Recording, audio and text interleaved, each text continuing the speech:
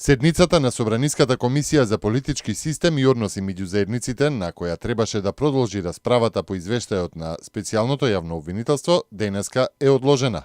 Како што истакна председателот на комисијата Владко Ѓорчев, седницата е одложена поради неприсуството на подносителот на извештајот, специјалната јавна обвинителка Катица Јанева, поради што, рече, не се исполнети деловничките основи за нејзино продолжение.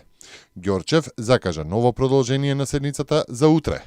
Специјалната јавна обвинителка Јанева вчера ја напушти седницата на комисијата и најави дека ќе дојде само на пленарна седница на која ќе биде разгледуван извештајот за работата на СЈО. Таа посочи дека повеќе не се враќа на седницата бидејќи пратениците, како вели, и вршеле мобинг. Комисиската расправа за извештајот на СЈО почна во средата минатата недела, а беше прекината по заминувањето на Јанева.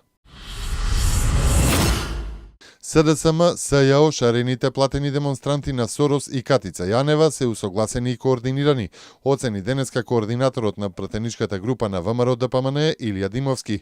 Според него вчерашните долги и многубројни процедурални забелешки од СДСМ, бегањето на Јанева од расправата во комисијата и неуспешниот протест на шарената револуција, како што рече, се дел од планот како Јанева да биде извлечена од обврската, да дебатира и да поднесува одговорност пред Собранието на Република Македонија.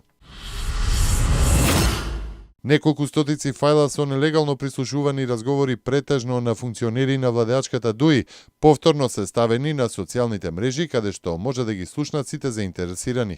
Очигледно целната група на овие нелегални снимки пуштени во јавноста се високите функционери на ДУИ, вклучително и на лидерот на партијата, пишува весникот Дневник.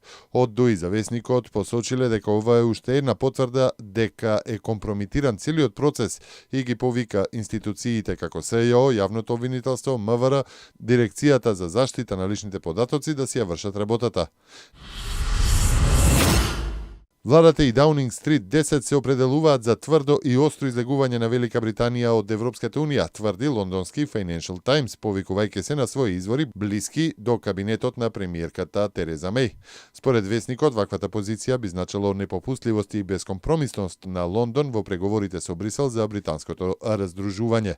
Тоа е сосема различно од досегашните јавно прокламирани ставови на Меј и на нејзините министри за пријателско, мирно и уредено напуштање на Унијата, во која Британија членува уште од 1973 година. А властите во Велика Британија и Турција имаат заеднички погледи за серија регионални теми и во тој дел и во однос на сирискиот конфликт, изјави денеска британскиот министер за надворешни работи Борис Џонсон на пресконференцијата по разговорите со својот турски колега Мевлут Чавушоглу во Анкара. Ние имаме многу слични и блиски погледи за регионалните прашања, за темата за решавање на конфликтот во Сирија, за прашањата за борбата со терористичката исламска држава и ние ги подржуваме сите напори на Турција во овие правци, посочи Џонсон. Шефот на турската дипломатија исто така зборуваше за заедничката волја на Турција и Велика Британија во однос на борбата против исламската држава. Чавушоглу изрази жалење за одлуката на Велика Британија да се раздели од Европската Унија, но подлече дека треба да се почитува демократската волја на народот. Истовремено, смета дека тоа е можност за нови вредности на односите меѓу Турција и Велика Британија.